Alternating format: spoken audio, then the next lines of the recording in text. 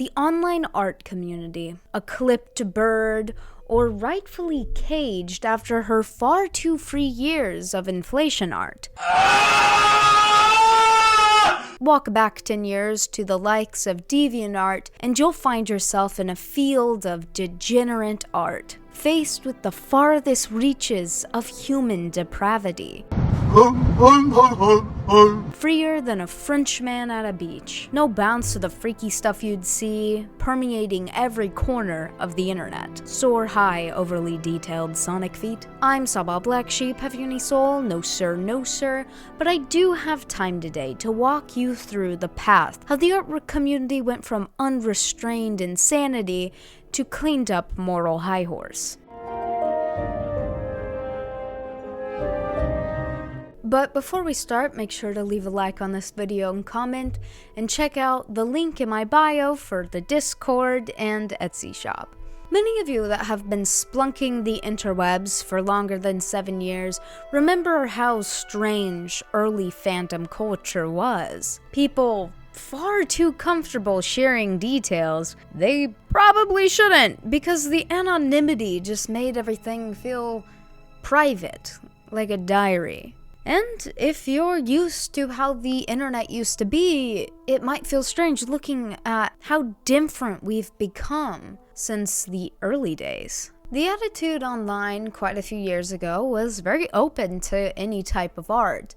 There was judgment, but the judgment was more centered around the fact that the subject of the art was strange or bizarre, less so that it was morally questionable. The term just a drawing held a lot more weight than it does now.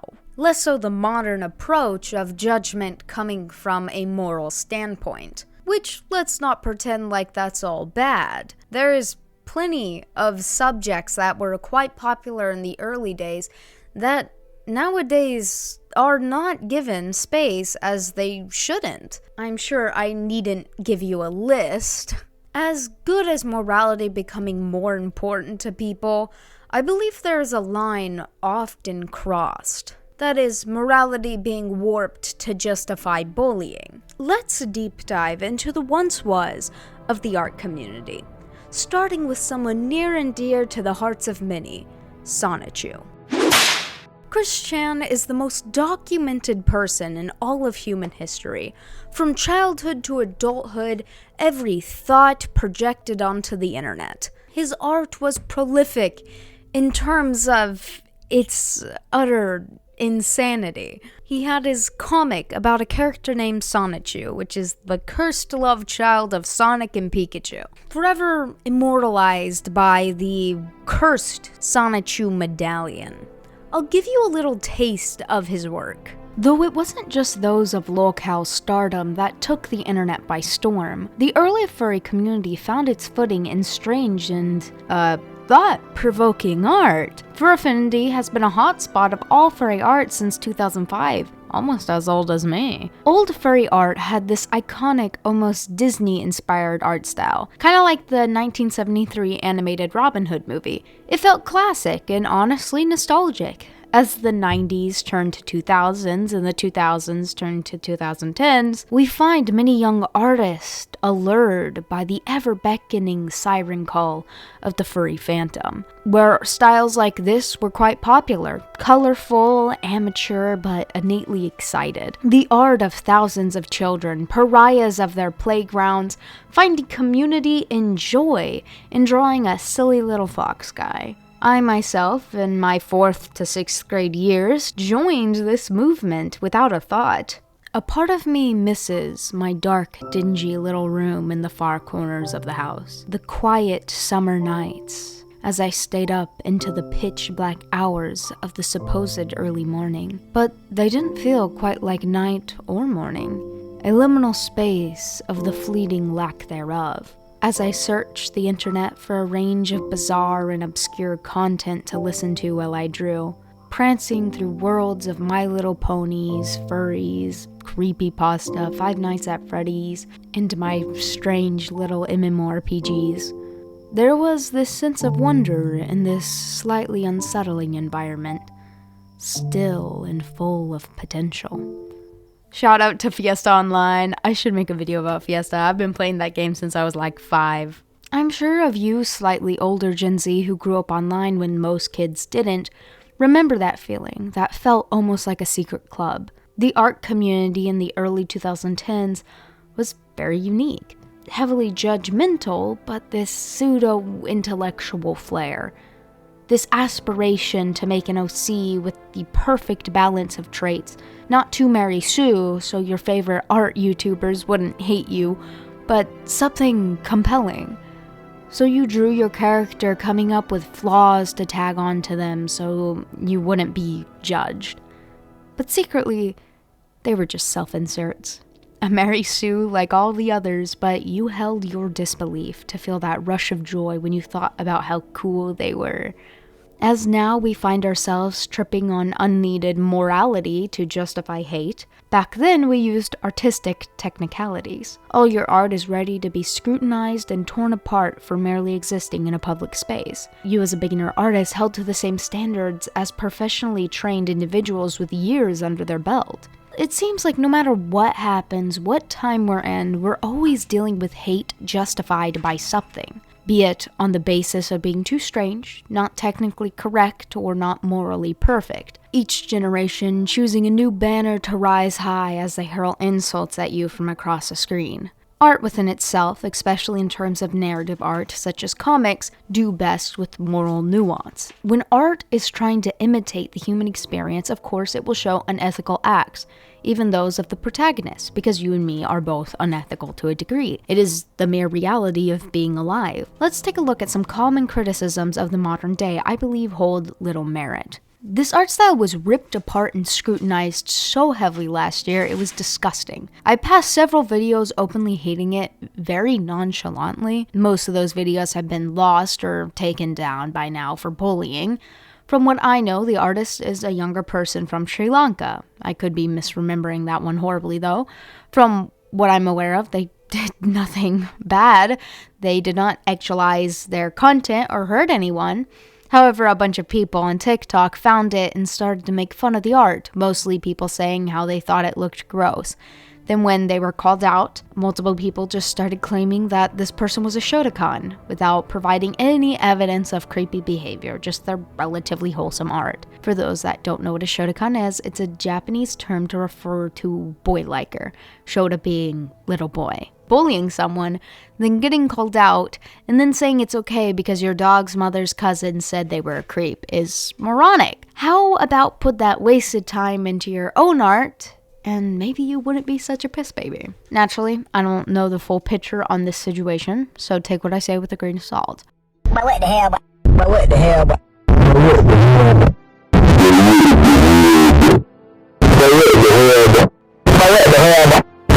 Commenters on almost all platforms are way too comfortable commenting this type of stuff, which I feel like has been a bigger issue now than it has in years past. A few years back, you'd get a few mean-spirited or judgmental comments, but nowadays you are bombarded with them on almost anything you post. Be it, I dare you to post this on Instagram Reels, inferring that they want to see you get bullied and harassed by racists, or I'm going to hell for this, inferring that they find your work laughable. This behavior is childish and idiotic, and I realize most of you who watch my content are not the people perpetuating this behavior.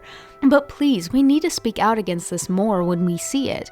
We need to work to make this type of behavior unacceptable because its normalization is leading to very entitled people. So if you see a comment like this, personally, I encourage you to say, hey, that's weird. You're weird for commenting this. Please don't harass people, but making your displeasure about that type of behavior known, I think will help in the long run.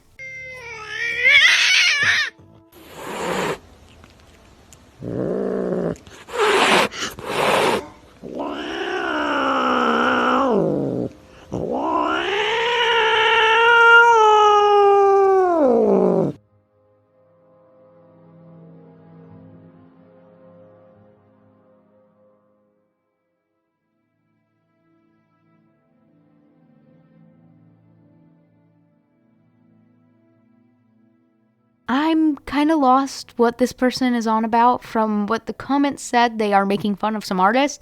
This person's work is also very amateur, so unsure why they're shooting the arrow in the same building. There is nothing wrong with any art style. You're allowed to draw in any style you want. Let's normalize shutting up instead of voicing our opinion always. There's nothing wrong with any art style. You're allowed to not like an art style, but let's normalize not needing to project our opinion on everything. Let's normalize not overinflating the value of your own opinion.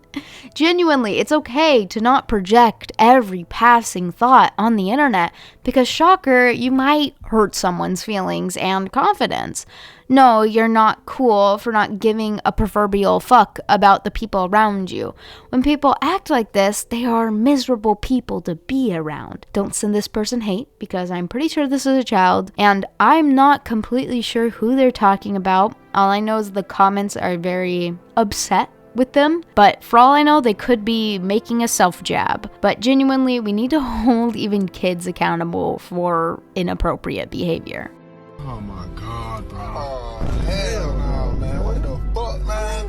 Get your ass on, boy. This is actually kind of sad to see. Beautiful art being torn apart by people merely because it's a drawing of a woman? The fact everyone online is so hyper-sexualized that even the likes of this get judged through that lens. No, this isn't a gooner art style. This is art. It's amazing, and those who are rattled with prawn addictions to view a drawing like this in such a way desperately needs to get off the internet. Making a joke is one thing. Seriously thinking someone else's art is quote-unquote gooner art because they draw a curvy woman, it's weird. Why is it already stinking? Oh my goodness! It already stink! Oh my! I'm going to be so for real. Just let artists do what they want. I realize where this person is coming from, but I genuinely think we need to just let go of this notion of the gooner art style, because it just ends up with people saying gooner art under a drawing of a curvy woman. Curvy women aren't innately sexual. Curves are honestly just fun to draw. No need to shame artists for it. For example, I hate yassified art styles.